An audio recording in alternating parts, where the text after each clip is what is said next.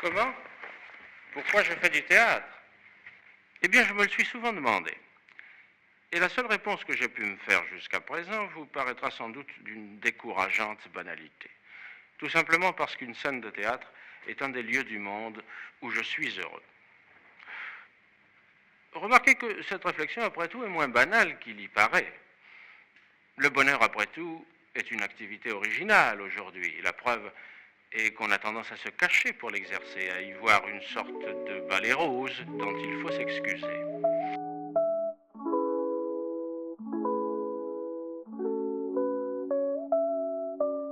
Salut à tous, moi c'est Mathis, je suis étudiant en philosophie et aujourd'hui je vais essayer de vous parler d'un des livres qui m'a le plus marqué, si ce n'est le livre de philosophie qui m'a le plus marqué, parce que c'est le premier livre de philosophie que j'ai lu de ma vie. Alors il faut savoir que je l'ai commencé en terminale, je l'ai terminé cette année, ça fait que vu la complexité du texte, c'est assez normal je pense. En plus, vu le niveau que j'avais en terminale, c'est-à-dire que j'ai eu 11 à mon bac de philo, c'est assez léger. Et il s'agit du mythe de Sisyphe d'Albert Camus.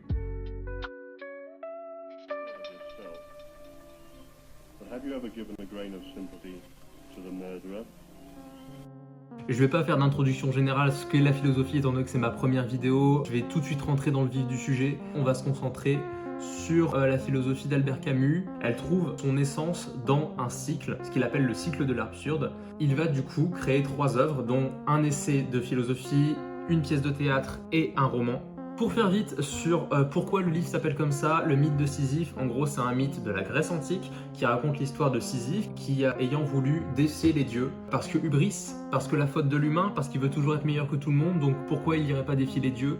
Donc voilà, Sisyphe, il est condamné jusqu'à la fin de ses jours à pousser un rocher assez conséquent quand même, le haut d'une montagne. Sauf que vous vous dites, ok, bah il le pousse en haut de sa montagne, le rocher fait quoi ensuite? Une montagne sans pic, le rocher tombe. Et donc, qu'est-ce qui se passe à ce moment-là? Bah, il redescend la montagne, il reprend son rocher et il remonte encore et encore. Bah ouais, c'est son châtiment. Donc, avant de commencer le livre, je vais aller me chercher un petit thé parce que j'en ai bien besoin. Putain, je me rends compte de l'absurdité du truc de boire du thé devant Albert Camus. Alors, comme je l'ai expliqué, Albert Camus, c'est une philosophie de l'absurde. Mais c'est aussi une philosophie du bonheur. Pourquoi du bonheur? C'est ça que je trouve incroyable dans la philosophie d'Albert Camus, c'est-à-dire qu'il va forcément partir d'un postulat négatif pour parler du positif, donc là il va parler de l'absurde, et c'est pour ça que c'est une des meilleures philosophies du bonheur en fait, parce que toutes les philosophies du bonheur qu'on peut trouver, elles vont jamais partir de quelque chose de positif. C'est-à-dire que si on prend la philosophie d'Alain par exemple, ses propos sur le bonheur, il parle du bonheur parce que si on ne fait rien, ce que je pense d'ailleurs aussi, si on ne fait rien, pour être heureux, on ne sera pas heureux. Être heureux, c'est d'abord la volonté. Il dit que l'homme, s'il ne fait rien, tend naturellement vers la tristesse. Donc, première thèse de Camus, nous sommes le fruit du hasard. C'est-à-dire que on aurait très bien pu ne pas exister. On est une anomalie dans l'univers. C'est-à-dire que l'univers n'a pas besoin de nous. Mais donc, qu'est-ce qu'il définit comme l'absurde en réalité? Lui, l'absurde, c'est pas le monde. C'est facile en lisant Camus de se dire que le monde est absurde. Étonnez-vous après cela que le monde est mauvaise mine. Ce qui est absurde dans la vision de Camus, c'est le regard que nous on porte sur le monde. C'est-à-dire que c'est le besoin qui est humain d'avoir des explications sur son existence, pourquoi on est là. C'est ce besoin qui est immanent de l'homme qui va créer l'absurde chez lui. C'est-à-dire que quand il est confronté à ce que Camus appelle le silence du monde, c'est ça, essayez de demander au monde déjà, essayez de trouver le monde, et quand vous l'avez trouvé, demandez-lui pourquoi vous existez, il ne vous répondra pas. C'est pour ça que Camus dit que la souffrance est inévitable. Forcément, on va être frustré, forcément, on ne va pas le savoir. C'est impossible de le savoir par quelqu'un d'autre. On va souffrir de ça, on va souffrir de cette situation.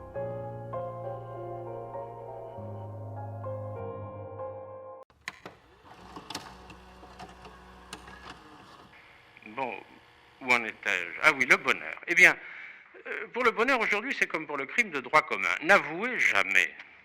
Ne dites pas comme ça, sans penser à mal, ingénument, je suis heureux. Car aussitôt, vous verriez autour de vous, sur des lèvres retroussées, votre condamnation. Ah, vous êtes heureux, mon garçon. Et que faites-vous des orphelins du Cachemire ou des lépreux de la Nouvelle-Zélande qui ne sont pas heureux, eux, comme vous dites? Eh oui, que faire des lépreux? Comment s'en débarrasser, comme dit notre ami Ionesco? Et aussitôt, Nous voilà tristes comme des cure-dents.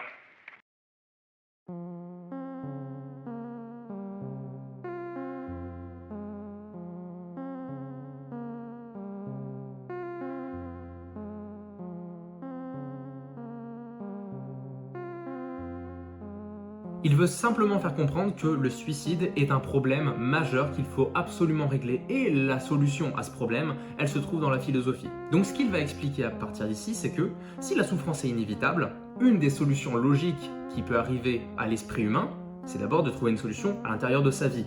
Sauf que on a déjà expliqué que le sens de la vie ne se trouvait pas dans le monde, que le sens de la vie, en réalité, n'existait pas. On est confronté constamment à l'absence de sens. On est confronté au fait qu'on vieillit, qu'on va mourir un jour. Et donc, pourquoi vivre une vie de souffrance si en plus à la fin on en vient à mourir et qu'on ne trouve même pas le bonheur dedans? Parce que pour l'instant on n'a pas encore posé la question du bonheur. Si on ne le trouve pas pour l'instant, la question du suicide peut vraiment se poser.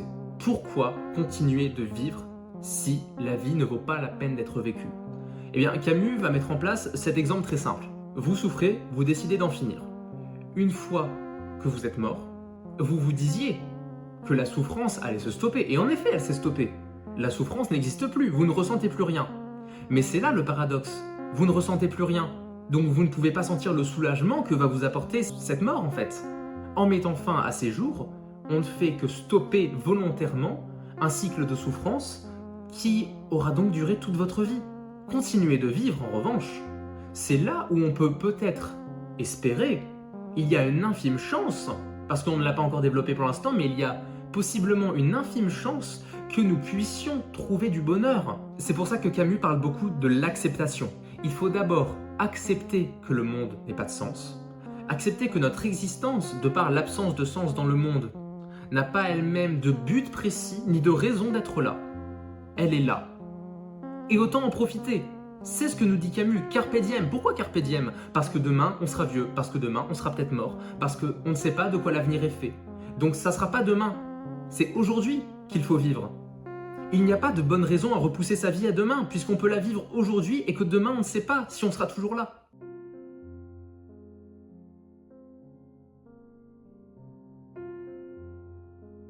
Et je voudrais revenir sur quelque chose que je trouve absolument vrai dans l'œuvre de Camus, et que je trouve très important de préciser. Comme il dit, on se suicide rarement par réflexion. Ce qui déclenche la crise est presque toujours incontrôlable. Et c'est pour ça que je suis révolté contre les personnes qui disent que telle personne a fait le choix de se suicider, comme si c'était une décision réfléchie. Il explique que se suicider, c'est s'avouer dépassé par la vie, dépassé par le fait qu'on ne la comprenne pas, dépassé par la question du pourquoi. Pourquoi ça? Pourquoi moi? Pourquoi ici? Pourquoi tout ça? Pourquoi tout ça?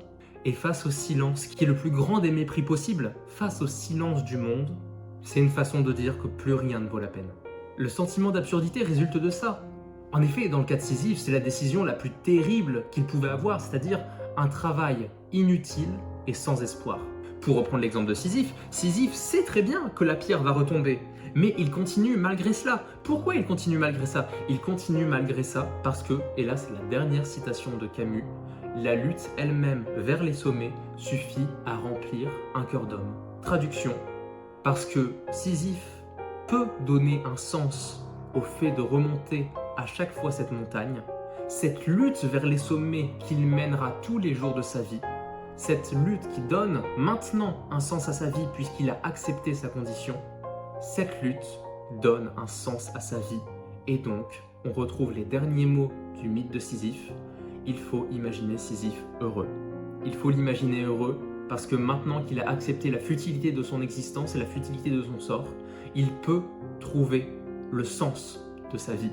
Et le sens de sa vie, c'est de lutter constamment vers les sommets. Autrement, il nous suffit de trouver le sens de notre action pour être heureux.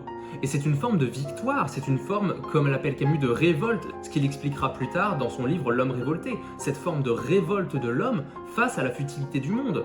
En effet, le monde est futile. Et c'est pas du tout bête de dire qu'il commence par la première question philosophique sérieuse. Et pourquoi elle est aussi problématique et aussi difficile à entendre pour les gens? C'est, selon moi, un des buts premiers de la philosophie qui est de dire aux gens la vérité, évidemment, ce qui est vrai. mais la vérité qui fait mal à entendre, celle qu'on connaît déjà mais qu'on ne veut pas qu'on nous répète. Vous n'avez pas envie de penser à votre mort, justement parce que vous profitez du moment présent. Donc comment concilier ça? Comment concilier le fait de savoir comme une épée de Damoclès en dessus de nos têtes qu'on va mourir un jour, qu'on va vieillir, que à chaque seconde les rides sur nos fronts commencent à se creuser infiniment? Comment concilier cette angoisse qui semble permanente au fait de possiblement être heureux? Comment on peut être heureux avec ça? Eh bien, cette nécessité d'être heureux, pour Camus, repose sur l'acceptation. Si on accepte que notre existence est futile, on va accepter que le monde également n'a pas de sens, que le monde, à nos yeux, est donc absurde, et donc qu'on peut être heureux malgré cela, en donnant un sens à nos actions. C'est en apprenant cette morale que je me suis dit, quelle est ma lutte vers les sommets? C'est ça que je me suis dit en terminale. Et dans mon cerveau qui n'avait jamais connu la philosophie, je me suis dit, c'est pas seulement profond, c'est vrai. Pourquoi je continuerai pas à creuser cette vérité? Pourquoi je lirai pas un deuxième livre de Camus? La philosophie est assez simple en réalité. Une des choses qui repousse les gens qui commencent à s'intéresser à la philosophie, c'est ce qu'elle dit. Ça, c'est une infime partie de ce qui constitue mon amour pour la philosophie et j'espère vraiment, et j'ai aucun doute là-dessus, pouvoir le conserver plus tard et pouvoir le partager surtout. Parce qu'à chaque pas que je fais dans un livre, dans un concept, dans la découverte d'un nouvel auteur que je ne connais pas, je découvre un peu plus du monde et à travers le monde, j'en apprends un peu plus sur moi en même temps et c'est ce que je vous souhaite à tous. Voilà, c'était ma première vidéo sur le mythe de Sisyphe où je me suis un peu éparpillé. Voilà, à plus.